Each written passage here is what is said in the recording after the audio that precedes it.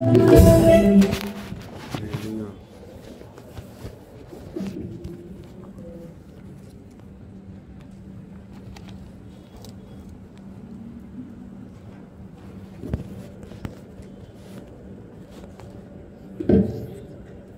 వందనాలు.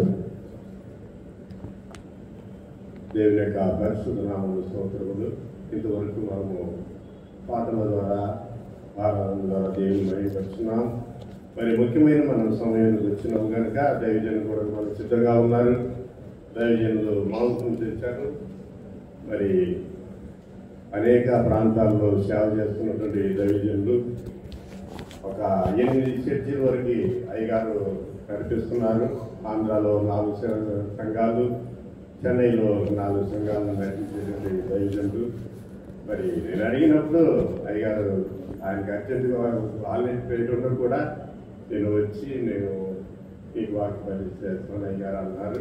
మరి సమయం ఇచ్చారు కూడా కనుక మన వాక్య ఉపదేశంలోకి మనం వెళ్ళే ముందుగా అయ్యగారిని మనం సపోర్ట్తో ఆహ్వానిద్దాం.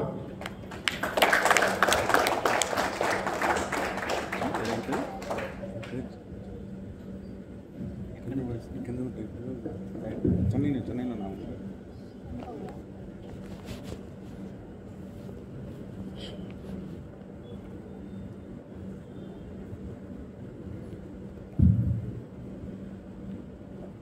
దేవుని పరిశుద్ధ నామమునకు మహిమ ఘనత ప్రభావములు కలుగును గాక. ఆమేన్ ఆమేన్. 2 చేతుల ఆకాశం ఎత్తి గట్టిగా ప్రభువును మహిమపరచుదాం. హల్లెలూయా హల్లెలూయా. హల్లెలూయా. చక్కటి అవకాశమును అనుగ్రహించిన దేవాది దేవునికి నా హృదయపూర్వకమైన వందనాలు చెల్లిస్తున్నా. మరి ఈ అవకాశమును కలుగ చేసిన సమయమును నాకు అప్పగించిన మరి సంస్థలో ఉన్న అధికారులకు, నాయకులకు, ప్రధానులకు, మరి జీసస్ కాల్స్ యొక్క వ్యవస్థాపకులకు, పరిచయం చేస్తున్న 50 మందికి నా హృదయపూర్వకమైన వందనాలు. ఇప్పుడు వచ్చిన ప్రజలందరికీ నా హృదయపూర్వకమైన వందనాలు చెల్లిస్తూ ఉన్నా. హల్లెలూయా. హల్లెలూయా. చాలా క్లుప్త సమయం ఉంది కనుక కొన్ని ప్రాముఖ్యమైన మాటలు ఎదురికి తీసుకొచ్చి ప్రార్థన ద్వారా ఇక్కడ నుండి బయలుదేరి వెళ్దాం. పరిశుద్ధ గ్రంథముల నుండి యెషయా ప్రవక్త గారి పేరట వ్రాయబడిన గ్రంథం యెషయా గ్రంథం 43వ అధ్యాయం మొదటి వాక్యం. అయితే యాకోబు నిన్ను సృజించిన వాడు యెహోవా, ఇశ్రాయేలు నిన్ను నిర్మించిన వాడు ఈలాగ సెలవిచ్చుచున్నాడు, నేను నిన్ను విమోచించి ఉన్నాను, భయపడకము, పేరు పెట్టి నిన్ను పిలిచి ఉన్నాను, నీవు నా సొత్తు. ప్రేమగల తండ్రి, పరిశుద్ధుడై ఉన్న ప్రభువా, నీ పరిశుద్ధమైన పాదములకు వందనాలు చెల్లిస్తున్నా. తండ్రి, జీసస్ కాల్స్ యొక్క తెలుగు ఆరాధన దర్శనాన్ని మీరు ఇచ్చిన విధము కొరకై స్తోత్రాలు. ప్రభువా, ఈ పూట నీ మాట అల్పుడనై ఉన్న నా ద్వారా అందించుటకు మీరు చూపిన కృప కొరకై స్తోత్రాలు. పూర్తిగా నేను మరుగైపోవాలి, పరిపూర్ణంగా మీరు ప్రత్యక్షం అవ్వాలి. ఎవరికి ఏ మాట కావాలో మీరు వడ్డించండి. ఎవరు ఏ ఆకలి కొని వచ్చున్నారో మీరు బహుబాటంగా ఎరిగిన దేవుడు తండ్రి. నువ్వు అందరినీ ఎరిగిన దేవుడవు, ఆంతర్యమును గ్రహించిన దేవుడవు తండ్రి. ఏ ఒక్క మాట నా మాటగా ఉండకుండా ప్రతి మాట నీ మాటగా మీరు మార్చమని యేసు క్రీస్తు నామములో ప్రార్థించుచున్నాము తండ్రి. ఆమేన్. ప్రియులారా, నా వైపు చూస్తూ 10 నిమిషాలు దేవుని మాటలు వినాలని ప్రేమపూర్వకంగా మనవి చేస్తూ ఉన్నా. నేను వచ్చేవాళ్ళందరూ ఒకసారి గట్టిగా స్తోత్రం చెప్పండి. హల్లెలూయా. హల్లెలూయా. హల్లెలూయా. నా ప్రియులారా, చదవబడిన వాక్య భాగంలో యెషయా గారి ద్వారా దేవుడు మాట్లాడుతూ ఉన్న ఒక శ్రేష్టమైన మాట. చాలా మాటలు ఉన్నాయి, అందులో ఒక ప్రాముఖ్యమైన మాట, నేను నిన్ను విమోచించి ఉన్నాను గనుక భయపడకుము. దేవుని స్తోత్రం కలుగునగాక. భయపడకుము. నా ప్రియమైన దేవుని బిడ్డలారా, వాస్తవానికి పరిశుద్ధ గ్రంథంలో 66 పుస్తకాలు ఉన్నాయి. ఈ 66 పుస్తకాలలో 370 మార్లు భయపడకుడి భయపడకుడి భయపడకుడి అన్న మాట ఉంటుంది. ఎన్ని మార్లు ఉంటుందండి? 370 మార్లు ఉంటుంది. సంవత్సరానికి ఎన్ని దినాలు? 365 రోజులు. ఈ 365 రోజులకి కూడా దేవుడు చెప్తూ ఉన్న మాట ఏంటంటే భయపడవద్దు భయపడవద్దు భయపడవద్దు. మరి 365 రోజులకి 370 మార్లు ఎందుకు చెప్పాడంటే మనోళ్ళు కొంచెం కొసురు ఎదురు చూసేవాళ్ళు, అసలుతో పాటు కొసురు కావాలనుకునేవారు. ఇంకొక భయంకరమైన విషయం ఏంటంటే అసలు కంటే కొసురు మీద ఎక్కువ కాన్సన్ట్రేషన్ పెట్టేవారు, ఎక్కువ దృష్టి పెట్టేవారు. మీరు గమనించండి, ఒక మంచి క్వాలిటీ అయిన చీర 200 రూపాయలు అని పెట్టారు. ఇంకొక స్థలంలో 200 రూపాయలకి 2 చీరలను పెట్టారు. ఏం తీసుకుంటాం? ఏం తీసుకుంటామండి? 2 చీరలు తీసుకుంటాం. దాని యొక్క క్వాలిటీ అవన్నీ పక్కన పెడితే మనకేంటంటే 200 రూపాయలకి 2 చీరలు, ఇక్కడ 200 రూపాయలకి 1 చీర. మనం అదే దాని మీదనే దృష్టి పెడతాం. కొన్నిసార్లు ఏం చేస్తామంటే మనం కూడా అది క్వాలిటీ ఉందో లేదో చూసుకోగానే మొత్తం మీద కొసురు కావాలని ఆశపడుతూ ఉంటాం. నా పిల్లల అందుకేమైనా దేవుడు మరి 365 రోజులకి 370 మార్లు పెట్టాడు. దేవుడు స్తోత్రం కలుగునగాక. ఏమని? భయపడకుడి భయపడకుడి భయపడకుడి భయపడకుడి అని. నా పిల్లరా, ఎందుకు భయపడకుడి అన్న మాటకు ఎంత ప్రాధాన్యత ఇచ్చారంటే భయము ఒక మనిషిని బలహీనుగా చేస్తుంది. ఆ బలహీనత ఒకరిని రోగిగా చేస్తుంది. ఆ రోగము ఒకరిని మరణ స్థితిలోనికి నడిపిస్తుంది. మీరు గమనించండి ప్రియులరా, 2020 సంవత్సరంలో కోవిడ్ వచ్చింది, కరోనా వచ్చింది. మరి WHO వాళ్ళు చెప్పిన రిపోర్ట్ ఏంటంటే కరోనా వచ్చి చచ్చిపోయిన వారి కంటే కరోనా వస్తుందేమో అని భయములో చచ్చిపోయిన వారి సంఖ్య ఎక్కువ. ఏమండి? అంటే కరోనా వచ్చి కాదు, కరోనా నాకు వస్తుందేమో అని భయములో చచ్చిపోయిన వారే ఎక్కువ. కాబట్టి భయము చాలా భయంకరమైనది. అందుకే ప్రభు అంటున్నాడు, మీరు భయపడకూడదు. కీర్తనాకారుడు అయిన దావీదు అనేక కీర్తనలు రచించాడు. అయితే దావీదు గారు రచించిన కీర్తనలో నాకు అస్సలు బాధ కలుగజేసే కీర్తన ఏంటంటే దావీదు అంటాడు, ప్రభువా నాకు కలిగిన భయములన్నిటిలో నుండి నీవు నన్ను కాపాడితివి అని అంటాడు. అంటే దావీదా, నీకు కూడా భయం కలిగిందంటే అవును, భయము దావీదుని కూడా బంధించింది. దావీదు ఎవరండి? దావీదుతో కూడా అనుచరుడు అంటాడు. మరి దావీదు యొక్క కుమారుడు అబ్సలోము దావీదును చంపాలని పరిగెత్తుతూ ఉంటే దావీదు తన కుమారుని తన చేతులారా ఎలా చంపాలని దావీదు పారిపోతూ ఉన్నాడు. అప్పుడు తన కుమారుని అబ్సలోము అంటాడు, నా దెబ్బ అంటే ఏమనుకున్నావు? మరి నా దెబ్బకి దావీదు కూడా, నా తండ్రి కూడా పారిపోతున్నాడు అంటాడు. అప్పుడు దావీదు యొక్క అనుచరుడు అంటాడు, ఒరే మీ నాన్నగారు అంత తక్కువ అంచనా వేయద్దు. మీ నాన్నగారు పేరు వింటే, దావీదు అన్న మాట వింటే సింహపు వంటి గుండె కలిగిన వారైనా సరే దిగులు పడి చచ్చిపోతారు. స్తోత్రం చెప్పండి గట్టిగా. హల్లెలూయా. వచ్చి గట్టిగా చెప్పండి. హల్లెలూయా. ఇన్స్టాల్మెంట్ లో మీరు ఫ్రిడ్జ్ అన్ని తీసి దేవుడు స్తుతించడం కూడా ఇన్స్టాల్మెంట్లు అయిపోయింది. గట్టిగా చెప్పండి. హల్లెలూయా. ఆ ప్రియమైన దేవుడు పెట్టారా, దావీదు పేరు వింటే చాలు సింహపు వంటి గుండె కలిగిన వారైనా సరే దిగులు పడి చచ్చిపోతారు. అంత ధైర్యం కలిగిన వాడు దావీదు. ఎప్పుడు అనంటే బాల్యదినములో ఉన్నప్పుడే, గొర్రెలు కాపురిగా ఉన్నప్పుడే దావీదు మందులో ఉన్న గొర్రె పిల్లలు సింహము తీసుకు వెళ్ళిపోతే ఆ సింహమును తరిమి పట్టి దాని నోటిలో ఉన్న గొర్రెపులు విడిపించిన వాడు దావీదు. ఎలుక బట్టిని కొట్టి చంపి విడిపించిన వాడు దావీదు. అంత మాత్రమేనా, గొలియాతు దెబ్బకి ఇశ్రాయేలు సైన్యము గటగటగటమని వణుకుతూ ఉన్నది. 40 రాత్రింబవళ్ళు ఉదయము సాయంకాలము గొలియాతు వచ్చి సవాలు విసురుతూ ఉన్నాడు. మీలో ఇశ్రాయేలీయులలో దమ్మున్నవారు ఎవరైనా ఉంటే నా ముందుకు రండి అని. సౌలు సింహాసనముతో పాటు ఒలిగిపోయాడు. సౌలు కూడా ఎవరిని పంపించాలి, ఎవరు నిలవబెట్టాలి? వాడు ఇంచుమించు 10 అడుగులు ఉన్నాడు. వాడు 6 మూరని జానంటే 9.5 అడుగు. అంటే ఎట్లా చెప్పాలి, మాటలు చెప్పుకోవాలనుకుంటే 10 అడుగుల మనిషి, వాడిని ఎవడు చంపుతాడు, వాడి దగ్గరికి ఎవరు వెళ్తారని చెప్పేసి సెలక్షన్ పెడుతుంటే ఎవడు ముందుకు రావట్లే. అలాంటి సందర్భములలో దావీదు యొక్క అన్నలు కూడా ఆ సెలక్షన్ నిలబడుకున్నప్పుడు దావీదు వారి అన్నలకు అన్నము తీసుకొని పోయి ఇద్దామని చెప్పి దావీదు వెళ్ళాడు. అప్పుడు అక్కడ సెలక్షన్ జరుగుతుంటే దావీదు అడుగుతున్నాడు, ఇక్కడ ఏం జరుగుతుందని. దావీదు అన్నంటాడు, నీకు ఇక్కడ ఏం పని, గొర్రెలు ఏం చేశావు, వెళ్ళిపోయి ఇక్కడ ఉండని. పక్కన ఉన్న వాడిని అడుగుతాడు, ఏమని, ఏం జరుగుతుందన్నా ఇక్కడ అంటే గొలియాతు అనబడిన ఒక వ్యక్తి ఫిలిష్తీయుల నుండి వచ్చి మనల్ని బంధించడానికి నిలబడి ఉన్నాడు.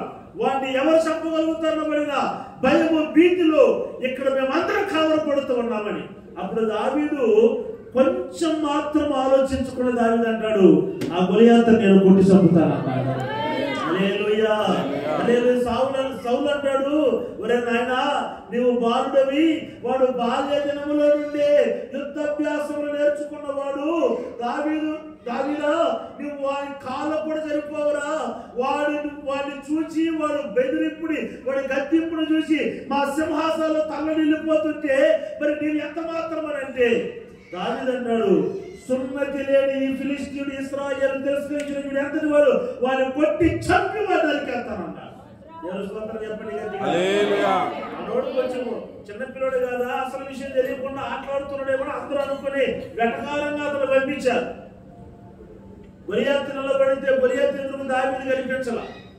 ఏడ్రా ఇశ్రాయేలు ఎవడో వస్తానన్నాడు, ఏడ్రా అని అంటే దావీదు ముందు నిలబడిన అంకుల్ లేనే అంకుల్ అంటున్నాడు. అంకుల్ లేనే అంకుల్, అసలు శబ్దం వస్తా ఉంది. దావీదు అంటే అంకుల్ లేనే అంకుల్ అంటున్నాడు. అరే నువ్వు నన్ను చంపుతావా, మరి అది కనబట్టుకొచ్చింది కుక్కడా అని అన్నాడు. అప్పుడు కూడా దావీదు భయపడకుండా, ఈ దినము నేను నిన్ను కొట్టి చంపి నీ తల నరికి వేస్తా. హల్లెలూయా. ఎంత ధైర్యం ఉండాలండి, ఎంత ధైర్యం కలిగిన వాడు దావీదు. అలాంటి దావీదు కూడా అంటాడు ఏంటంటే, నాకు కలిగిన భయములు అంటే భయము ప్రతి ఒక్కరిని బంధిస్తుంది, భయము ప్రతి ఒక్కరిని బలహీనపరుస్తుంది, భయము ప్రతి ఒక్కరిని రోగిగా మారుస్తూ ఉంది. దేవుని స్తోత్రం చెప్పండి గట్టిగా. హల్లెలూయా. నాకు ఏం భయం లేదండి అన్న వాళ్ళు చిన్న జనం వచ్చి హాస్పిటల్కి వెళ్ళారనుకో, ఒక స్కానింగ్ తీయాలంటే ఇంక గుండెల్లో రైలు పరిగెత్తాయి. స్కానింగ్ ఏమొస్తుందో, స్కానింగ్ లో రిపోర్ట్ ఏమొస్తుందో, మరి ఎక్కడ ప్యాకింగ్ చేయాలంటారో, ఎక్కడ ఆపరేషన్ చేయాలంటారో అని అదురుపోయి చచ్చిపోతా. మీరు గమనించండి, ఇప్పుడు హాస్పిటల్లో కూడా ఎక్కువైపోతా ఉన్నాయి. మరి ఒక ఆర్గనైజ్ వారు చెప్పారు ఏంటంటే, ఒక సంవత్సరానికి ఇంచుమించు 5 లక్షల మంది వైద్యులు కాలేజీల నుంచి ఆర్గనైజ్ తీసుకుని వస్తున్నారు. ఒక సంవత్సరానికి 5 లక్షల మంది వైద్యులు అభిషేకించబడుతూ పట్టాలు తీసుకుని వస్తూ ఉన్నారు. అంటే వైద్యశాలలు ఎక్కువైపోయినాయి, వైద్యులు ఎక్కువైపోయాయి సార్. ఎందుకయ్యా అనంటే మానవులలో అంత భయం ఎక్కువైపోయింది. దేవుని స్తోత్రం చెప్పండి గట్టిగా. హల్లెలూయా. ఈ దినము ప్రభు మీతో వాగ్దానం చేస్తూ ఉన్నాడు, మీరు భయపడకూడదు. మీరు భయపడకూడదు. భయము మిమ్మల్ని బలహీనపరుస్తూ ఉంది, భయము మిమ్మల్ని అనారోగ్యంగా చేస్తూ ఉంది, భయము మీ జీవితంలో పతనము చేస్తుంది. ఇంకా ఈ భయం ఎంత ఘోరమైందో చెప్తా వినండి. ఏబు ఎంత గొప్ప భక్తుడండి. ఆ ఏబు అంటాడు, ఏది సంభవించునని నేను బహుగా భయపడితినో అదే సంభవించింది అన్నాడు. ఏమంటే ఎంత గొప్ప భక్తుడండి. ఊచు దేశంలో ఏబు లాంటి భక్తిపరుడు ఉన్నాడా? 3 సాక్ష్యం చెప్పారు ఏబు యథార్థవంతుడే. ఎవరెవరు? ఒకటి దేవుడు చెప్పాడు, ఊచు దేశంలో నా భక్తుడైన ఏబు లాంటి యథార్థవంతుడు మరొకడు లేడు అని. అపవాది కూడా చెప్తాడు దేవుని దగ్గరికి వెళ్ళి, ఏబు యథార్థవంతులుగా ఉన్నాడు. ఏబు భార్య వచ్చి చెప్పండి, నీవు ఇంకనూ యథార్థతను వదలకుంటున్నావా?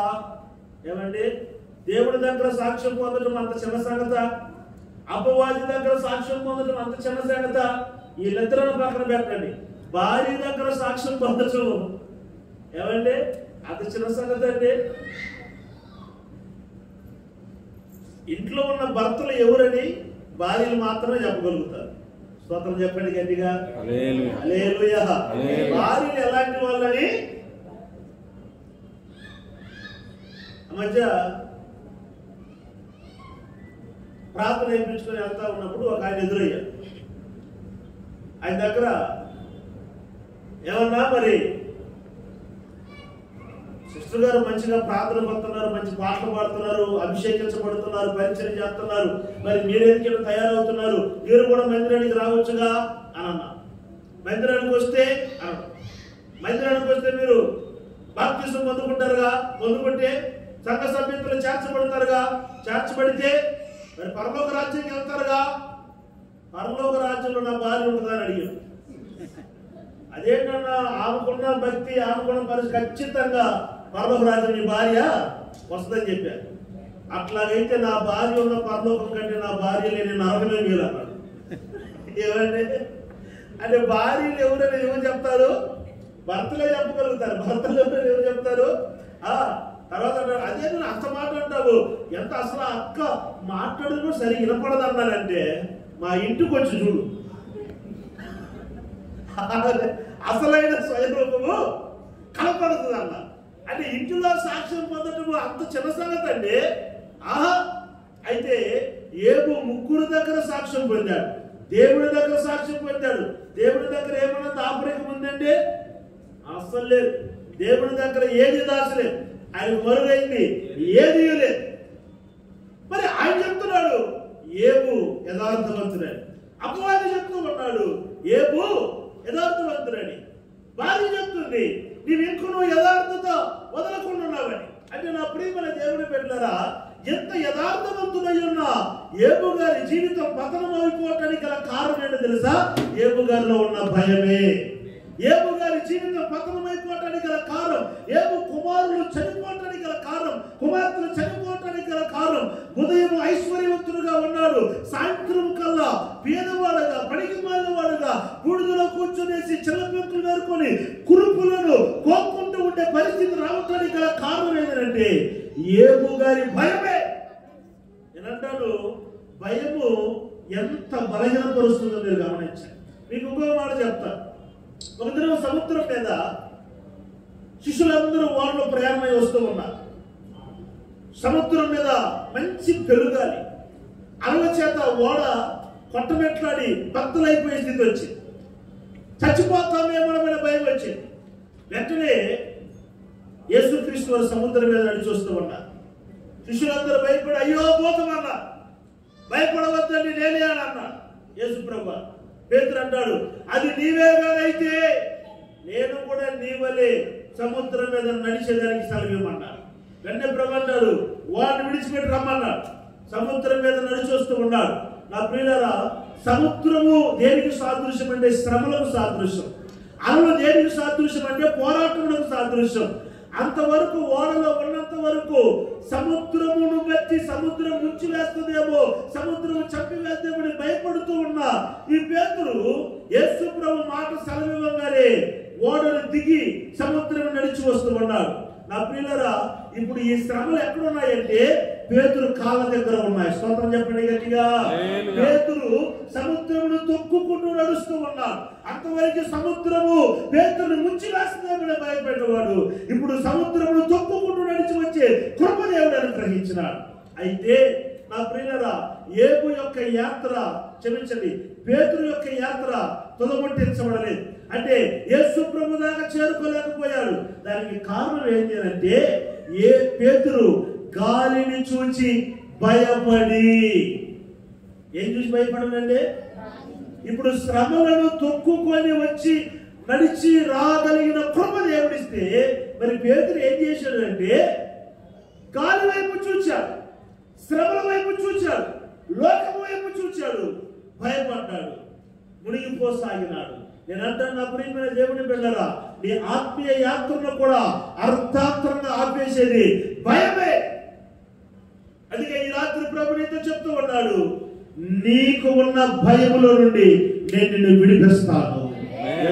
చెప్పండి. హల్లెలూయా. రాత్రి కాల సమయంలో నా ప్రియమైన దేవుని బిడ్డలారా, ఏ భయం చేత నీ వచ్చి ఉన్నా, ఒకవేళ అది నీ శరీర బలహీనత యొక్క భయమేమో, అనారోగ్యముతో నీ వచ్చి ఉన్నావేమో, ఈ అనారోగ్యముతో నేను చచ్చిపోతానేమో బిడ్డ భయము నిన్ను వేధిస్తూ ఉందేమో, ఒకవేళ అప్పుల సమస్యల చేత నువ్వు కృంగిపోయి ఉన్నావేమో, లేకపోతే నీ పిల్లలను బట్టి కలవరపడుతూ ఉన్నావేమో, దేనిని బట్టి నువ్వు కృంగిపోతూ ఉన్నా, దేనిని బట్టి నువ్వు భయపడుతూ వచ్చి ఉన్నా, అయ్యో ఈ భయములో నుంచి నన్ను విడిపించువారు లేరా, ఈ భయములో నుంచి తప్పించువారు లేరా అనబడిన నీ హృదయంలో ఉన్న శతకోటి ప్రశ్నలకు ప్రభు చెప్తున్న ఒకే సమాధానం, భయపడవద్దు. అందరూ చెప్పండి గట్టిగా, గట్టిగా చెప్పండి, హల్లెలూయా. మీరు భయపడవద్దు. రాత్రి ఏ భయం చేత నీ వచ్చిన ప్రభు నీతో చెప్పే మాట, నీవు భయపడవలసిన అవసరం లేదు. దేవునికి స్తోత్రం కలుగునగాక. హల్లెలూయా. హల్లెలూయా.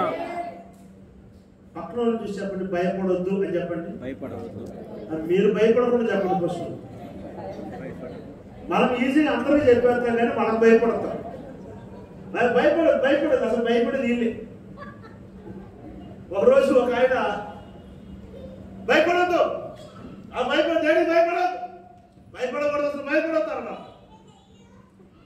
అంతా చెప్పేసి బైక్లో పోతా ఉంటే సమాధుల తోట ఎదురొచ్చింది. సమాధుల తోట ఎదురొస్తే ఒక ఆయన సమాధి మీద కూర్చునేసి బీడీ తాగుతా ఉన్నాడంట. బీడీ తాగుతా ఉంటే బైక్ ఆయన దగ్గరకు వచ్చి నిలబెట్టి, ఏదయ్యా అక్కడ కూర్చున్నావు, ఏ ప్రాబ్లం ఏది, ఏ సమస్య ఏది అన్నారు. సమాధి మీద కూర్చున్నాను అన్నట, అసలు నాది బాధలు ఎన్నో ఉండలే, నీకు ఎందుకు లేదు సార్ నువ్వు అన్నా. చెప్పు, భయపడద్దు, ఎందుకు భయపడతావు, ఏమన్నా చెప్పు అన్నమాట. ఏం లేదు, లోపల ఒక్కపోతా ఉంది, అందుకని కాసేపు బయటకు వచ్చినా. అడ్రస్ లేకుండా పడతా తెలిసాను. ఏమంటే కొన్నిసార్లు భయపడొద్దని అందరూ మనం చెప్తాం కానీ మనము భయపడుతుంటాం. పాడు అదే ఆర్ఆర్కే మూర్తి గారు అంటారు, మా క్రైస్తవులు అబద్ధం ఆడరు కానీ అబద్ధం పాడుతారంట. వాళ్ళు అబద్ధం ఆడరు, అబద్ధము పాడుతారు. వేలాది నదులంతా విస్తార తైలము నీకిచ్చిన చాలునా అని పాడుతామా? దేవుడు గబక దిగొచ్చి చాలును ఆయన ఇచ్చేస్తామా? ఇస్తామండి. ఆ మధ్య ఒక ఆమె పాట పాడుతా ఉంది ఒక ఫంక్షన్లో, ఈ గొప్ప రక్షణ నాకిచ్చినందుకు నేనేమి చెల్లింతును అని.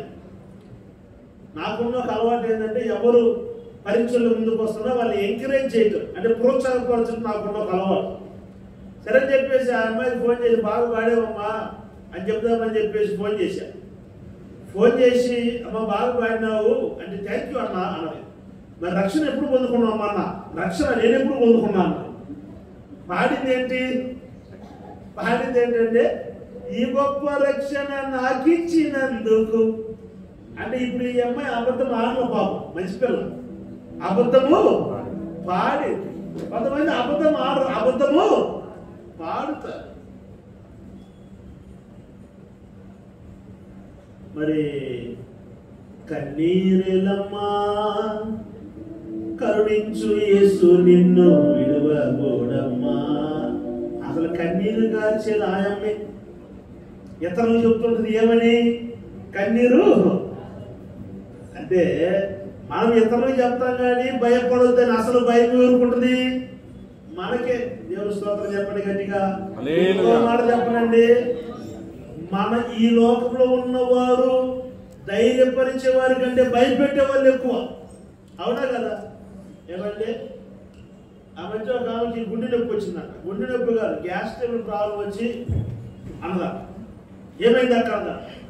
ఎందుకు గుండె నొప్పి తెస్తుంది అన్న. అంటే అదేం కాదులే, ప్రార్థన చేసుకోండి, బాధ తొందరగా పోయి స్కానింగ్ తీపి. మొన్న ఒక ఆమె అప్పుడే అట్లే చచ్చిపోయింది అన్న. ఏం చచ్చిపోయింది అప్పుడే. భయపెట్టి చంపేస్తారు కొంతమంది. చెప్పండి గట్టిగా, అది ఏం కాదులే అని చెప్పి చూడు. నిజం ఏం కాదు. ఏదైనా నువ్వు భయపడితే అది భయంగానే నేను బలహీనపరుస్తుంది. దేవుని స్తోత్రం చెప్పండి గట్టిగా. హల్లెలూయా. హల్లెలూయా. హల్లెలూయా. వాళ్ళ అమ్మ చచ్చిపోతే పాతి పెట్టి వచ్చారు. ఎవరు? వాళ్ళ కుమారుడు కుమారుడు పాతి పెట్టి వచ్చారు. మధ్యరాత్రి ఒక 11:30 12 గంటలు ఉన్నది. అరే అంటుందంట బయట నుండి. ఏమంటే ఆయన నిద్రలే, ఓఎంఏ మా హెమ్మ వచ్చినట్టుందన్న, ఓఎంఏ మా హెమ్మ వచ్చినట్టుందన్న, పోయి తలుపు అన్నారన్నమాట. ఆయన ఓఎమ్మ వచ్చిందా? అయ్యా నేను మార్పు పోయా. ఎందుకనంటే నేను ఆ ఊరుకుంటున్నాను చిన్నసార్లు పెట్టలా కాబట్టి నేను పోరా. ఆయన అంటున్నట్ట, నేనేమైనా చిన్న పనులు చేశాను నీ మాటని, నేను కూడా మామూలుగా అది పెట్టలేదు కదా అన్నట్ట. మొత్తం మేటితే పక్కింటి వాళ్ళ కొడుకుని పెడతావు. స్తోత్రం చెప్పండి గట్టిగా. ఎంత బలహీనకు వస్తుందని నీ భయం. మన మనుషులు కూడా ఎలాంటి వాళ్ళు అంటే ధైర్యపరిచే వాళ్ళు కాదు. ఎలాంటి వాళ్ళు అంటే భయపెట్టే వాళ్ళు ఎక్కువ. దేవుని స్తోత్రం చెప్పండి గట్టిగా. హల్లెలూయా. ఒకడు బైక్ లో పడ్డాడు, చిన్న దెబ్బ తగిలింది. ఏమనాలి? బా దేవుడు కాపాడలే, పర్లేదు అవద్దు అటండ్రు. కన్ను పోవాల్సిందే అంటే నువ్వు కన్ను పోవాలని ఆశ, భయము. నా ప్రియులరా, అయితే మన దేవుడు మాత్రమే నీ భయముల నుండి నీకు విడుదల కలుగజేసేవాడు. నీ భయముల నుండి నిన్ను తప్పించే ఏకైక దేవుడు నజరేయుడైన యేసు. కొట్టో చెప్పట్ల గట్టిగా. హల్లెలూయా. ఈ రాత్రి ఏ భయం చేత నివసిస్తున్నా ప్రభు నీతో మాట్లాడుతున్నాడు. భయపడవద్దు, భయపడవద్దు. నా పిల్లరా, ఈ దినము ఏ భయము చేత నీవు ఎక్కడికి వచ్చినా, నీవు ఎక్కడి నుండి వెళుతూ ఉన్నప్పుడు భయము లేని వాడుగా బయలుదేరి వెళ్ళాలి. హల్లెలూయా. అది ఎలాంటి భయమైనా, నాకు తెలియదు నీ మనస్సు ఏంటో, అయితే నా ప్రభువుకు తెలిసి నీ మనస్సు ఏంటో. నువ్వు ఏ భయముతో వచ్చి ఉన్న ప్రభు నీతో మాట్లాడుతున్నాడు. నీవు భయముల నుండి విడుదల పొంది వెళ్ళాలి. దేవుని స్తోత్రం చెప్పండి గట్టిగా. నేను భయపడను అనండి. నేను భయపడను. ఈ మాట నిజంగా మన జీవితంలో నెరవేర్చబడాలంటే, నేను భయపడను అన్న మాట మనం నిజంగా పలకాలంటే ఒక 3 విషయాలు మనం చేయాలి. ఒక 3 విషయాలు. ఆ మాట త్వరగా చెప్పి నేను ముగించేస్తాను. చదవండి పరిశుద్ధ గ్రంథంలో కీర్తనల గ్రంథం 56వ అధ్యాయం 4వ వాక్యం. ఎవరు చెప్పగలుగుతారు ఆ మాట? కీర్తనల గ్రంథం. దేవునిని బట్టి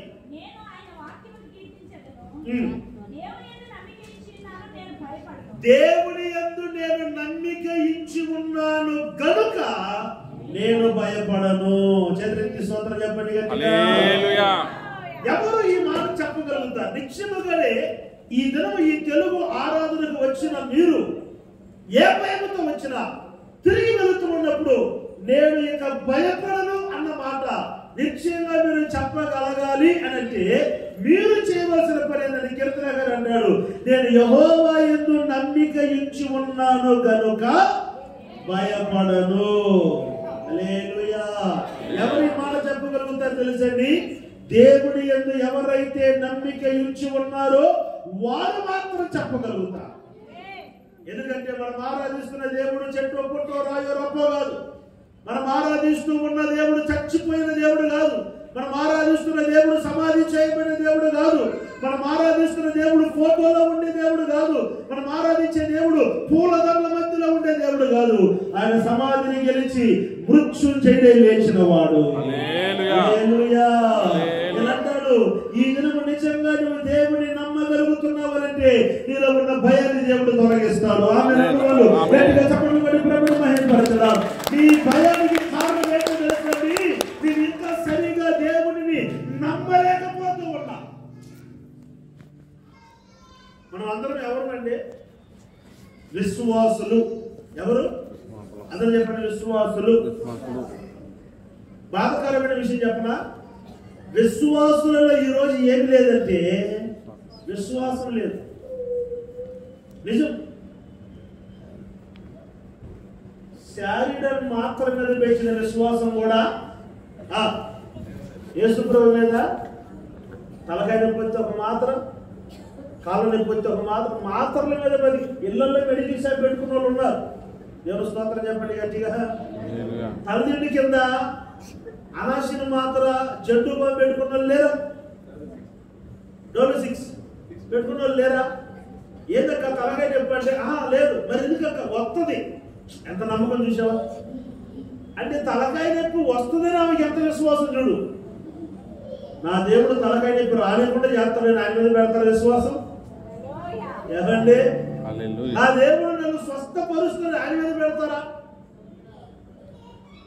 ఆ మధ్య ఒక అమ్మాయికి జ్వరం తగిలిచి తీసుకొచ్చాను ప్రార్థన చేయించుకున్నాను. అందరం ప్రార్థన చేసిన తర్వాత చివరిలో వచ్చింది, అన్నా గట్టిగా ప్రార్థన చేయాలన్నా, గట్టిగా అరవాలి, ఇప్పుడు గట్టిగా అరిసి ప్రార్థన చేయాలి, మళ్ళీ లేకపోతే అరుగుద్ది మళ్ళీ. కాబట్టి 20 నిమిషాలు ప్రార్థన చేశాను. ఎన్ని నిమిషాలు? 20. ప్రభువా నీ బిడ్డ ముట్టండి, స్వస్థపరచండి అని ఎంత ప్రార్థన చేసిన 20 నిమిషాల తర్వాత యేసు నామములో ప్రార్థిస్తున్నాను తండ్రి ఆమె అన్నాక ఆమె ఏమనాలి? అన్నాలన్నా దేవుడు స్వస్థపరిచి ఉంటాడు అన్నా, నమ్ముతూ అనొద్దు అట్లా. ఎందుకంటే పెద్ద హాస్పిటల్కి తీసుకుని వెళ్ళానా అని అడిగాను. మండిపోయింది కొడుకున్నావు.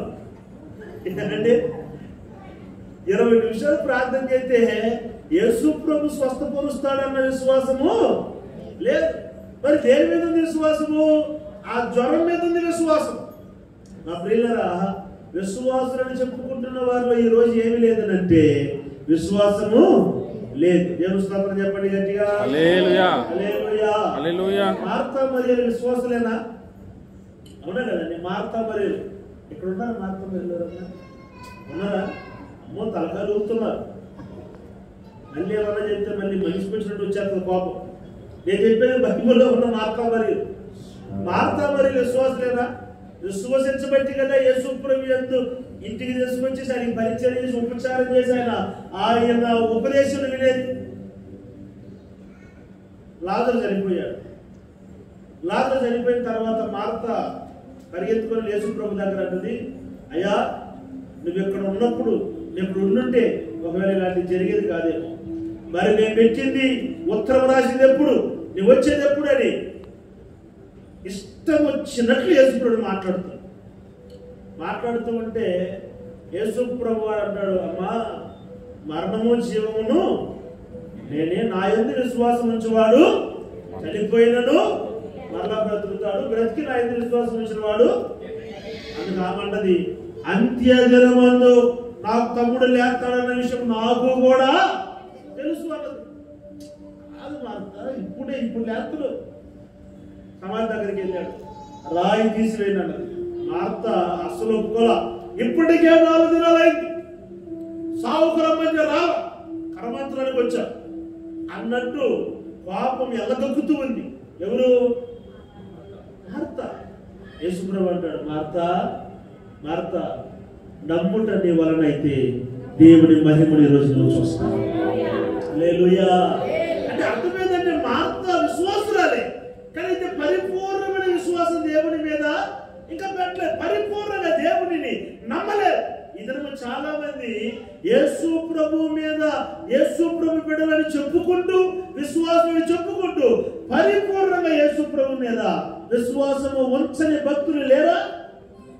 యేసు ప్రభు మీద విశ్వాసం పెట్టిన దానికంటే చిలక జోషి మీద విశ్వాసం పెట్టే వాళ్ళు ఎక్కువ. దేవుని స్తోత్రం చెప్పండి గట్టిగా. అవునా కాదండి?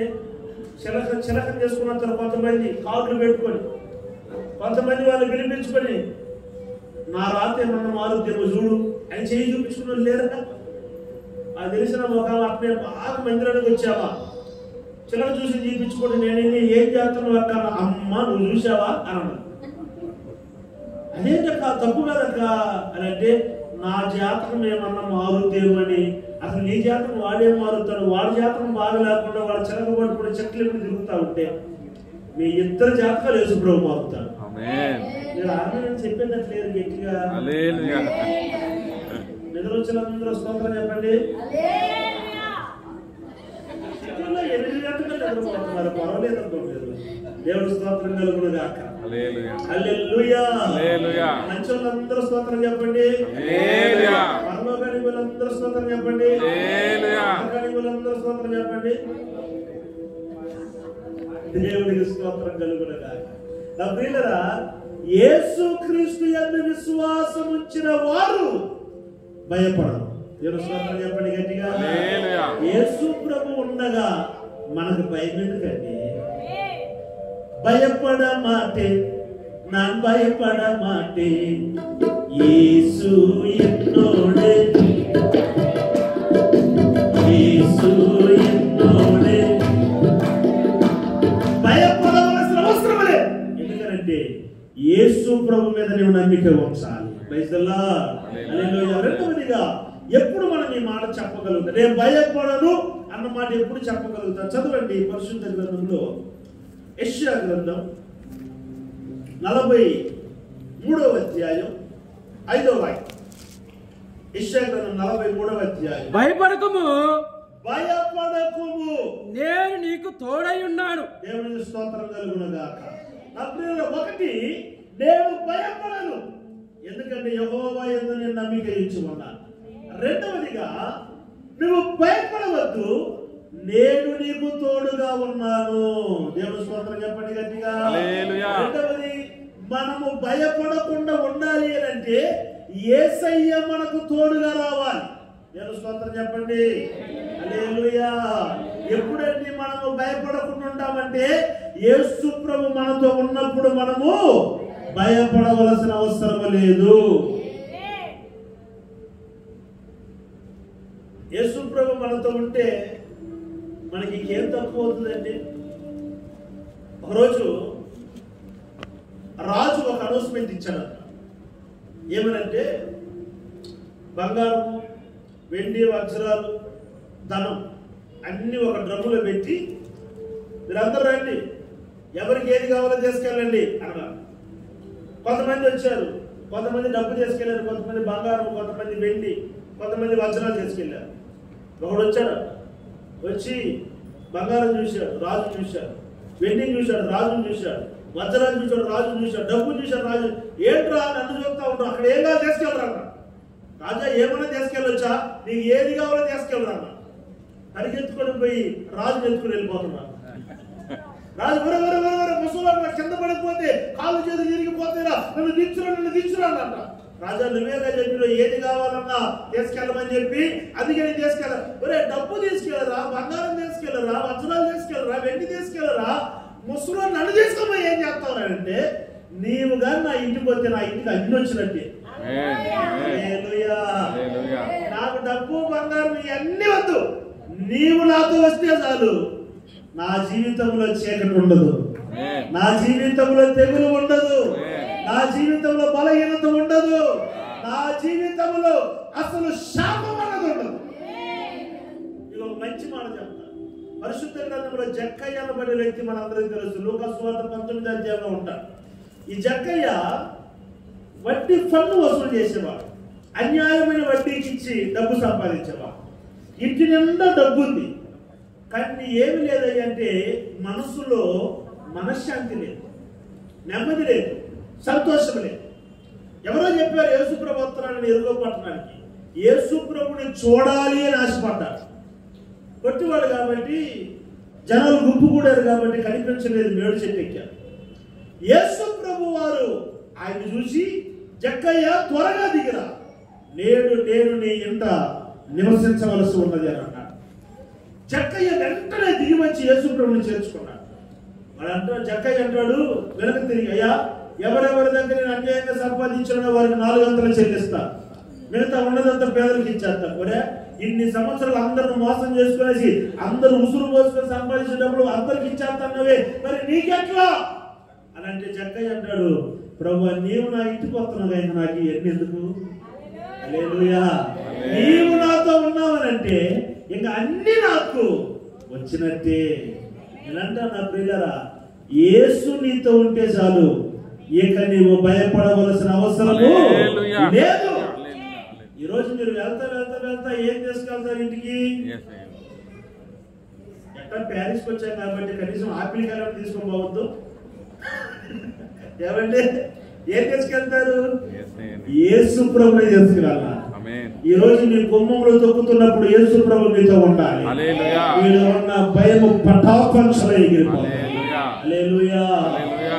ఆయన నీకు తోడుగా, ప్రభువా నీవు నాకు తోడుగా రావాలి అని ఈ రాత్రి మీరు అడగాలి. దేవుని స్తోత్రం చెప్పండి గట్టిగా. హల్లెలూయా. నా పిల్లరా, చాలా విషయాలు ఉన్నాయి, సమయం అయిపోయింది కాబట్టి ముగిస్తున్నా. ఈ రాత్రి ప్రభు నీతో చెప్తున్న మాట, నీవు భయపడవలసిన అవసరం లేదు. ఆమేన్. భయం నిన్ను కృంగతీస్తుంది, భయము నిన్ను బలహీనపరుస్తుంది, భయము నీ జీవితమును సర్వనాశనం చేస్తుంది. కాబట్టి నీవు భయపడకూడదు. ఎందుకు భయపడకూడదు?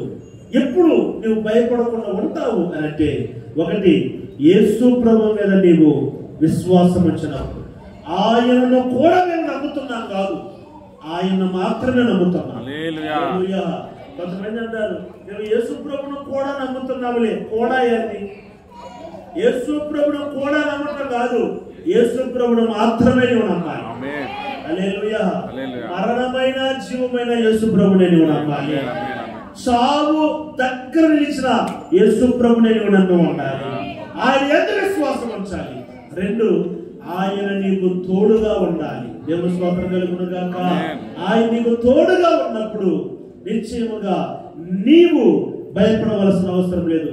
చక్కగా ఎలాగైతే యేసు ప్రభువు తన ఇంటిలో చేర్చుకున్నాడో, ఈ రాత్రి నీవు కూడా నీ హృదయమునబడిన ఇంటిలో యేసు ప్రభువుని చేర్చుకోగలిగితే ఇక నీవు భయపడవలసిన అవసరం లేదు. శాపము నిన్ను ఏమీ చేయలేదు, భయం నిన్ను బలహీనపరచలేదు, వ్యాధి నిన్ను కృంగదీయలేదు.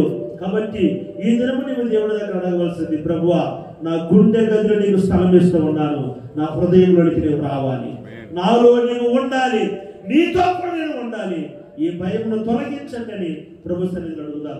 ఒక్క నిమిషం అందరూ లేచి నిలబడండి. ప్రభు సన్నిధిలో ఒక చిన్న ప్రార్థన. ప్రభు, నీవు నాకు తోడుగా ఉంటే చాలు నాయన, నేను భయపడను. నీవు నాకు తోడు ఉంటే చాలు, నేను భయపడను. ఇన్ని దినాలు భయము నిన్ను కృంగదీసిందేమో, ఇన్ని దినాలు భయము చేత నువ్వు కృంగిపోయావేమో. ఈ రాత్రి ప్రభు నీతో మాట్లాడుతూ ఉన్నాడు. నువ్వు భయపడవలసిన అవసరం లేదు, నువ్వు భయపడవలసిన అవసరం లేదు. మరణం యొక్క అధికారి అపవాది. మరణము ప్రతి ఒక్కరిని భయపెట్టింది. అయితే ఆ మరణాన్ని భయపెట్టిన వాడు నజరేయుడైన యేసు, చావునే చంపిన వాడు నజరేయుడైన యేసు. నువ్వు భయపడవలసిన అవసరం లేదు. నా ప్రియులారా, ఈ రాత్రి ఏ భయం చేత వచ్చున్నా, ఏ భయం నిన్ను బలహీనపరిచినా, ఈ రాత్రి ప్రభు నీతో అంటున్నాడు, నువ్వు భయపడవలసిన అవసరం లేదు. ప్రభు నీతో ఉండగా నువ్వెందుకు భయపడతావు? ఆయన ఎదురు విశ్వాసం నుంచి ఉన్నప్పుడు అసలు భయపడవలసిన అవసరం ఏంటి? చెప్పు, ప్రభు దగ్గర చెప్పు, ప్రభువా నిన్ను మాత్రం నేను నమ్మి ఉన్నాను ఆయన, కాబట్టి భయాన్ని తొలగించండి. నిన్ను మాత్రం నమ్మి ఉన్నాను, భయమును తొలగించండి. అందరు రెండు చేతుల ఆకాశం అయిపోయింది. ప్రభువా భయములో నుంచి నన్ను విడిపించండి, భయములో నుంచి నన్ను విడిపించండి, నా బలహీనత నుంచి విడిపించండి. నైనా అనారోగ్యము చేత భయముతో కృంగిపోతున్న నా జీవితమును ఈ రాత్రి మీరు బలపరచండి నాయన. హల్లెలూయా, హల్లెలూయా, హల్లెలూయా. ఆయన యందు నమ్మిక ఇచ్చిన వారు భయపడవలసిన అవసరం లేదు. రెండు, ఆయన నీకు తోడుగా వస్తే నువ్వు భయపడవలసిన అవసరం లేదు. ప్రభు నా తోడుగా నీవు రండి నాయన, నీవు నా తోడుగా రండి ప్రభు అని అడగండి.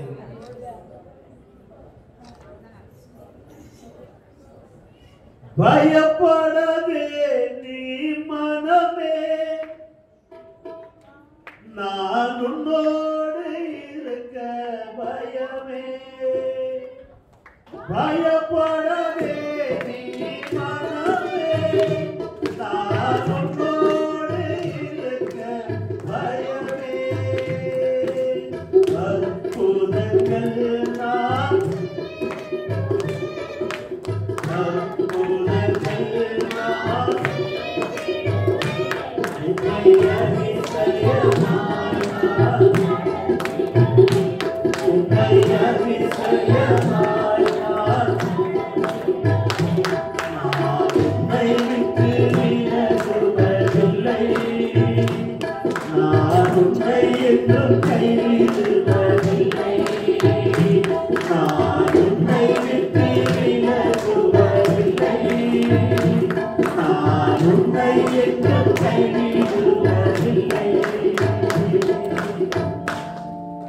రాత్రి ప్రభు నీతో చెప్తున్నా, నువ్వు భయపడవద్దు.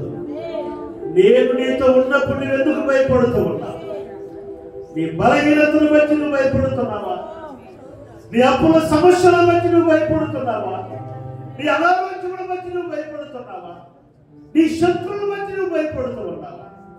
రాత్రి ప్రభు నీతో అంటున్నాడు, నీవు భయపడవలసిన అవసరం లేదు. నీకు కలిగిన భయముల నుంచి నేను నిన్ను విడిపిస్తాను. నీ భయముల నుంచి నిన్ను విడిపిస్తాను. ఈ రాత్రి నువ్వు పరిపూర్ణంగా యేసునందు విశ్వాసం ఉంచు. నువ్వు పరిపూర్ణంగా ఆయన్ని నమ్మి విశ్వసించు. ఆయన నిన్ను ధైర్యపరుస్తాడు, భయముల నుంచి విడిపిస్తాడు. ప్రభువా, నువ్వు నాకు తోడుగా వస్తే నేను భయపడవలసిన అవసరం లేదు నాయన. ప్రభు, నువ్వు నాకు తోడుగా రాని అడుగు. నీవు నాతో ఉండు ప్రభు అని అడుగు. భయం నుంచి ప్రభు విడిపిస్తాడు. ప్రభువా, ఈ రాత్రి కాల సమయంలో ఈ జీసస్ కాల్స్ జరిగిన ఈ తెలుగు ఆరాధనలు నాయన, మీరు ఏమైతే చెప్పమన్నారో ఆ మాటలు చెప్పారు. వ్యర్థమైన ప్రతి మాటలు నీరుకంటి ఫలింపచ్చి ముందులో పొదలో పడిన విత్తనముల వలె కాకుండా, రాతి నేల మీద పడిన విత్తనముల వలె కాకుండా, త్రోవ ప్రక్కన పడిన విత్తనముల వలె కాకుండా, మంచి నేల మీద పడిన విత్తనముల వలె 30దంతులుగా 60దంతులుగా 100దంతులుగా మీరు ఫలింపచేయండి.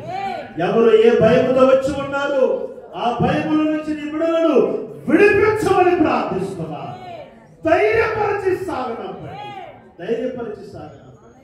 మీ ఈ తెలుగు ఆరాధన ఇకను ఆశీర్వదించండి, దీవించండి. రాబోతున్న దినములలో ఈ సంఖ్య వేల సంఖ్యగా మీరు మార్చండి తండ్రి. ముందు నడిపిస్తున్న ప్రభు మీ పరిచారకులు సేవకులు 50 మందిని దీవించి ఆశీర్వదించమని యేసుక్రీస్తు నామములో ప్రార్థించుచున్నాము తండ్రి. ఆమేన్.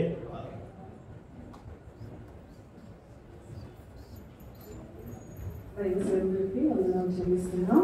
వారి కాల్పుల సమయము వచ్చి పాట కాకుండా కాల్పులు సమర్పించుకుంది.